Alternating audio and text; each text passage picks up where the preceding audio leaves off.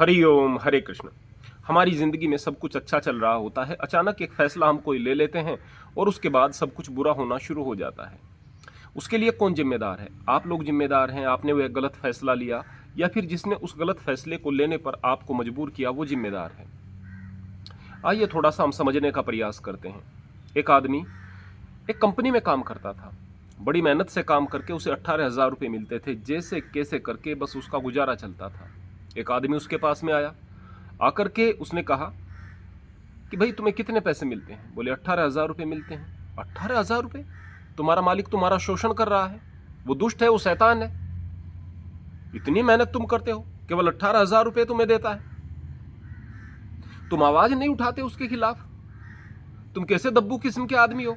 अगर आवाज नहीं उठाओगे तो तुम्हारा शोषण होता रहेगा। उसके दिमाग में यही बातें घूमती रही। उसका मित्र, उसका जानकार तो चला गया, जो कि ज्ञानी था। अब उसके दिमाग में यही बातें चलती रही, मेरा शोषण हो रहा है, मुझे आवाज उठानी चाहिए। मालिक के पास में वो जाता है, जाकर के कहता है कि मेरी तनख्वाह बढ़ाओ। बोले कि भाई तनख्वाह तो नहीं बढ़ाई जा सकती, कि आप मेरा शोषण करते हो। मैं इतनी ज़्यादा मेहनत करता हूँ, दिन रात मेहनत करता हूँ, 18,000 रुपये में क्या होता है? आप अच्छे आदमी नहीं हो, आप दुष्ट हो। मालिक को बड़ा गुस्सा आया। उसने कहा कि आप शोषण का शिकार होते क्यों हो? मैं तो आपको बुलाकर नहीं लाया था। जाओ, मैं तुम्हें यहाँ से आज़ाद करता हूँ, अब तुम पर कोई अत्याचार नहीं करेगा। उसने किसी दूसरे आदमी को रख लिया। अब वो आदमी बेरोजगार होकर के घर पर बैठा था। इसके लिए कौन जिम्मेदार था? ये शुरुआत कहाँ से हुई? उसका काम चल रहा था, ठीक ठाक चल रहा था। अगर उसे आगे कोशिश करनी थी तो उस काम के रहते ही कोशिश करनी थी, या फिर वहां पर अपनी योग्यता को इतना बढ़ा देना था कि वह मालिक की मजबूरी बन जाता। लेकिन उसने कदम कुछ और उठा लिया। किस लिए उठाया? शुरुआत तो वहां से हो गई थी जब उसके समझदार मित्र ने आकर के उसके कानों में कचरा डाल दिया। एक लड़की की शादी हुई, अपनी ससुराल चली गई। अपनी ससुराल में बड़े मजे के साथ में वह रह रही थी, बड़ी खुशी के साथ में रह रही थी। बहुत मेहनत करती थी, घर का सारा काम करती थी। घर का सारा काम करके उसे जो तारीफें मिलती थी, उन तारीफों से उसे खुशी मिलती थी। उसकी सास उससे प्रेम करती थी, ससुर प्रेम करता था, पति भी प्रेम करता था, उसका ख्याल भी रखता था। हर वक्त वह बहुत ज्यादा मेहनत करती थी। उसकी लड़की की जो भाभी थी, उसके भाई की पत्नी, वो अक्सर इस बात से चिढ़ती थी कि यह कितनी अपनी ससुराल में खुश है। एक दिन उसके ससुराल में वह आती है, आकर के कहती है कि तुम सारा दिन यहाँ नौकरों की तरह से काम करती रहती हो। बोले कि मैं तो यहाँ पर बड़ी खुश हूं। बोले ऐसे तो खुश रहना ही है, सभी लोगों को नौकर जो मिल गया है, तुम्हें कोई प्यार नहीं करता, तुम्हें नौकर समझ रहे हैं, तुम्हारा पति भी तुम्हें नौकर समझ रहा है। इतनी देर तक बढ़िया करके उसको समझाया कि उसके दिमाग में थोड़ा थोड़ा सा जहर का बीज पड़ गया। अब उसके व्यवहार में वो बात नहीं रही। धीरे धीरे संबंध खत्म होते रहे और उसके दिमाग में यही बात आ गई कि बस मेरा तो शोषण हो रहा है। तलाक हो गया। तलाक होकर के अपने पीहर वह वापस आ गई। पीहर में आकर भी वह काम करती थी, लेकिन उसके काम की कोई इज्जत नहीं कर रहा था। पीहर में आकर के भी वह अपनी भाभी की सेवा कर रही थी, लेकिन वो दुष्ट भाभी जिसने उसके घर को तोड़ दिया, अब वही उसके साथ में बुरा व्यवहार कर रही थी। कोई सम्मान नहीं, कुछ नहीं। ऐसा नहीं कि पीहर में सम्मान नहीं होता, और ऐसा नहीं है कि आपने ससुराल के अत्याचार को सहन करना है। लेकिन यदि आपका काम अच्छे से चल रहा है, आप अच्छे से काम संभाल रही हैं, तो उस काम को संभालने से आपकी सेहत ही अच्छी हो रही है, सब लोग आपके काम को समझ भी रहे हैं, आपका सम्मान भी कर रहे हैं, आपको दोहरा लाभ हो रहा है। जैसे आप प्रसन्न थी अब तक, अब प्रसन्न क्यों नहीं रही? इसलिए क्योंकि कान में जहर पड़ गया। दो भाई थे, दो भाई आपस में बड़े प्यार से रहते। एक भाई खेत में बहुत ज्यादा काम करता, दोनों किसान थे। एक भाई खेत में बहुत मेहनत के साथ में काम करता, दूसरा भाई बाहर के कामों को देखता। किस प्रकार से अपनी फसलों को बेचना है, किस प्रकार से समाज के साथ संबंध बना करके रखना है ताकि वक्त जरूरत पर समाज काम आए, किस तरह से सरकारी योजनाओं का लाभ लेना है, किस किस तरह के बीज को यहाँ पर लेकर के आना है, किस तरह के पशुओं की नस्ल को हमें देखना है, कौन सी फसल को कहाँ बेचना है, कौन से पशु को कहाँ बेचना है, 10 काम देखता था। एक आदमी, कोई रिश्तेदार आता है, आकर के उसके भाई से कहता है कि तुम्हारा भाई तो हर वक्त सुंदर कपड़े पहन करके और बाहर घूमता रहता है, चौधरी बना फिर रहा है, और तुम यहाँ पर नौकर लगे हुए हो। नहीं, मेरे भाई के बारे में ऐसा मत कहो, मुझसे प्रेम करता है, कि फ्री के नौकर जो मिल गए, प्रेम तो करेगा ही। क्या कमी थी तुम में? उस काम को तुम करो और वो तुम्हारे काम को करे, ऐसा हो सकता है क्या? उसके दिमाग में जहर पड़ गया। अपने भाई से उसने कहा कि भाई ये बात नहीं चलेगी, सारा काम मुझे अकेले को करना पड़ता है, अब मुझे अलग कर दो। वह अलग हो गया। अलग होने के बाद में वो बहुत मेहनत करता था, लेकिन उसके पास में कोई रिजल्ट नहीं थे, क्योंकि बाहर की चीज़ों का न उसे ज्ञान था, न उसे तजुर्बा था। और अगर तजुर्बा कर भी ले तो बाहर के काम को और घर के काम को एक साथ संभाल ले, ऐसा आसान नहीं होता है। दो भाई मिलकर के एक दूसरे के पूरक बने हुए थे, घर तरक्की कर रहा था। एक आदमी ने कान में कचरा डाला, स्थिति खराब हो गई। वो जो दूसरा भाई था, जो बाहर रहता था, चीज़ों को देखता था, उसने खेत के लिए नौकर रख लिया। उसका काम फिर भी ठीक ठाक चल रहा है, उतना बेहतर तो नहीं, ठीक ठाक चल रहा है। परेशान कौन हुआ? जिसके कान में कचरा डाला था। ये जो कान का कचरा है, ये हमें बर्बाद कर देता है।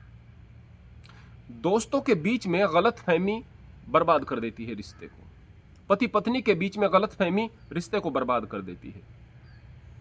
पिता पुत्र हो, कोई भी संबंध हो, कान में कचरा डला नहीं, दूसरे की बातों में आए नहीं कि चीजें खराब होना शुरू हो जाती हैं। कई बार एक आदमी अपने काम को लेकर चल रहा है, बाहर से देखने वाले व्यक्ति को लगेगा अरे इसका तो शोषण हो रहा है, जबकि शोषण नहीं हो रहा। वो खुशी खुशी उस काम को कर रहा है और उस काम के बदले उसको रिवॉर्ड भी बहुत मिल रहा है। न तो बाहर के आदमी को आपकी स्थिति का पता है और ना ही कोई सच्ची सलाह आपको दे रहा। अपनी स्थिति का आपको पता है, अपने घर को लेकर आपको चलना है। अब यहाँ पर दो प्रकार के लोग आते हैं। एक तो वो आदमी जिसके लफ्ज़ों से, जिसके बयानात से, जिसके वचनों से लोगों को तकलीफ हो रही है, लोगों के घर टूट रहे हैं। आप लोग केवल पैसे से दान नहीं करते हैं, दान वह भी है जो आप अपने विचारों का कर रहे हैं। दान वह भी है जिससे कि सामने वाले का घर बस रहा है, वह बहुत बड़ा दान है। और अगर किसी का घर तोड़ रहे हैं तो आप कितनी भक्ति करें, कितनी पूजा करें, कितना पैसों का दान कर लें, इससे बढ़कर पाप नहीं हो सकता है। तो अगर आप घर तोड़ने वाले हो, खाम खा के राय चंद हो, बिना मांगे राय दे रहे हो, तो इस आदत को बदल दो, क्योंकि आप एक बहुत बड़ा पाप कर रहे हैं, गुनाह कर रहे हैं। दूसरे, मैं उन लोगों से पूछना चाहता हूं जिनके कान में कोई कचरा डाल देता है और बस वो उसी हिसाब से चलना शुरू कर देते हैं। आपकी जिंदगी बर्बाद हो जाएगी। खाम खा की बातों को सुनना बंद कर दो। आपका काम जैसे चल रहा है उस काम को आप चलाओ। मैं ये नहीं कहता कि अगर आप स्त्री हैं तो आप शोषण का शिकार रहें, लेकिन अगर हंसी खुशी काम चल रहा है, कोई दिक्कत की बात नहीं है। एक दूसरे का सम्मान, एक दूसरे से मिल करके रहना, एक दूसरे से प्रेम करना। कौन काम ज़्यादा कर रहा है, कौन काम कम कर रहा है, इस बात से इतना फर्क नहीं पड़ता है। जो ज़्यादा मेहनत कर रहा है उसका शरीर बेहतर होगा, उसमें क्षमता बेहतर होंगी, उसमें योग्यता बेहतर होंगी।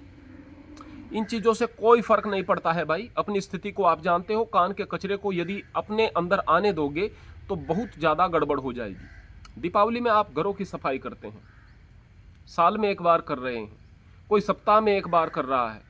घर की सफाई आप कर रहे हैं, लेकिन कानों की सफाई भी कर लिया करो, और तुरंत कर लिया करो। जैसे ही कोई कचरा डालता है उस कचरे को तुरंत आप बाहर निकाल करके फेंक दो। और इस बात को समझो, ये कचरा है, ये अंदर ले जाने लायक नहीं है। उस कचरे को अंदर ले करके गए कि वह विष बन करके आपके सुख चैन को बर्बाद कर देगा। यदि आप कानों से अच्छी चीज़ों को सुनते हैं तो वास्तव में आपकी जिंदगी बेहतर हो जाएगी। जब हम पूजा करते हैं हम क्या बोलते हैं? वांग में आए तो हे परमात्मा, हमारी वाणी में वह प्रभाव हो और वह क्षमता हो कि हम दूसरे लोगों को अच्छे वचन बोलें, हमारे मुंह से अच्छे वचन निकलें, तेरा नाम निकले, लोगों की भलाई की कामना हम करें। श्रोर में चक्षुरस्तु, हमारी आंखों में देखने की क्षमता भी बनी रहे और सबको हम प्रेम से देखें, समभाव से देखें। हमारी आंखें लुच्ची न बने। लोचन कहते हैं आंखों को, और जब ये आंख सही तरीके से किसी को नहीं देखती तो लोचन से व्यक्ति लुच्चा हो जाता है। कर्णोर में श्रोत्रमस्तु, कानों में सुनने की क्षमता बनी रहे, और साथ में यह भी कि हमारे कानों में अच्छी बात को सुनने की क्षमता बनी रहे। गलत बात है तो उसको बाहर फेंक दें। बाहोर में बलमस्तु, हे परमेश्वर हमारी भुजाओं में बल बना रहे। कैसे बनेगा? मेहनत करेंगे, काम करेंगे, व्यायाम करेंगे, संयम रखेंगे, निश्चित रूप से आपका बल बना रहेगा। उर्वोर में ओजोस्तु, हमारे घुटनों के अंदर चलने की क्षमता बनी रहे। शरीर स्वस्थ रहे। अरिष्टानि में अंगानि तनुस्वामे सन्।